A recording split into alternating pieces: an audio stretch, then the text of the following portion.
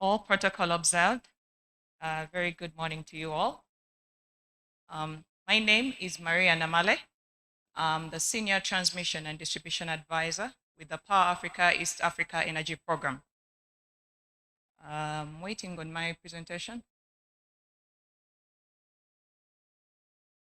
Okay. If we could go right in. Just for purposes of everybody in the room, I'd like to introduce Power Africa. And Power Africa is a US government-led partnership and is coordinated by USAID. It brings together about or more than 170 public and private sector partners whose goal is to double access to electricity in sub-Saharan Africa. The overarching targets for Power Africa are 30 million new connections from its inception and addition of 30,000 megawatts of generation. We at Power Africa intend to achieve these objectives through advancing power generation transaction, working beyond the grid and on grid, because of course we know that access to electricity, especially in sub-Saharan Africa, will be through on-grid and off-grid avenues. Providing on-the-ground support, this is to utilities, government agencies, and private sector partners, bridging the financing gap, encouraging Africa-led reform, and empowering women in energy. Next slide, please. So the Power Africa Partnership, as I mentioned, has both government, public, and private partners. It brings together 12 US government agencies, 19 development partners, and over 100, right now the number is actually up, it's over 170 private sector partners. So if I could bring this down to Uganda now, the Power Africa, since it came down to Uganda, it has implemented over 1.8 new electricity connections to the grid.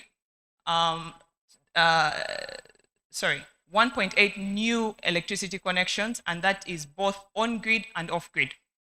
It has advanced generation projects to the tune of 196 megawatts. It has helped with the design and implementation of the electricity connections policy, which is now dubbed the Free Connections Policy. It also helped with the development of the electrification master plans, which are now guiding the grid extension that's going on by the Rural Electrification Program. It has also helped with the off-grid market development, including inside refugee settlements. Next slide, please.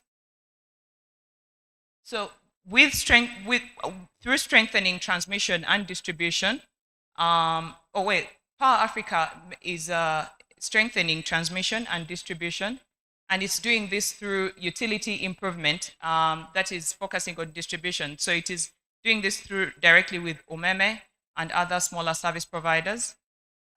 It is also helping or supporting UEGCL, UETCL, and the regulator in their work, and also supporting their work through technical advisory services and regulatory improvement in terms of we helped assist with the regulation for mini grids, the uniform system of accounts. We are currently supporting a cost benchmarking analysis for the regulator as well. And also under Power Africa 2.0, the East Africa Energy Program, we are supporting regional interconnection and therefore regional power trade. And the flagship project for this one is the Shango Mbarara project, which we are supporting the commissioning of. So we are working in very good times, especially for the energy sector, in which we have solutions that are helping us trend upwards. In this time today, we know that the solar power generation costs are really low and are trending lower.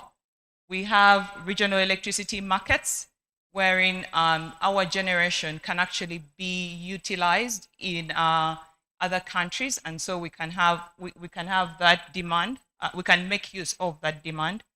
Cleaner solutions are replacing heavy fuel oil, especially I think here on the Ugandan network. Battery storage technology is improving. Auctions and competitive procurement are on the rise, and off-grid renewables are attracting investment in countries with limited electricity access. That is especially true for the East African region. However, even with all this work done, there is still more to be done. With the current rationalization process that's going on in the government of Uganda, we in the energy sector have to be mindful and make sure that we do not lose the gains that we have had over the past 20 years, and make sure that during the rebundling process, we can be able to capitalize on the pros and keep going on with the gains that we've had over the last 20 years.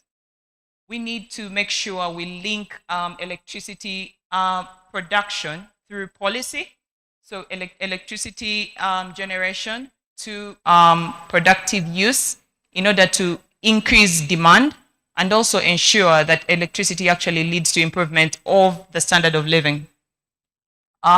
We need to take stock of the legacy infrastructure and invest in network improvement and automation, especially if we are going forward with cleaner energy production.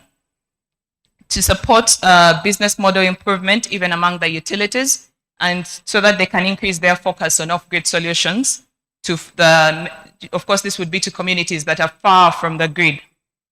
Better planning and coordination between generation, transmission, and distribution to reduce scenarios that we have, like the one we have right now, where we have an oversurplus of generation, and yet we still have very low access numbers within the country.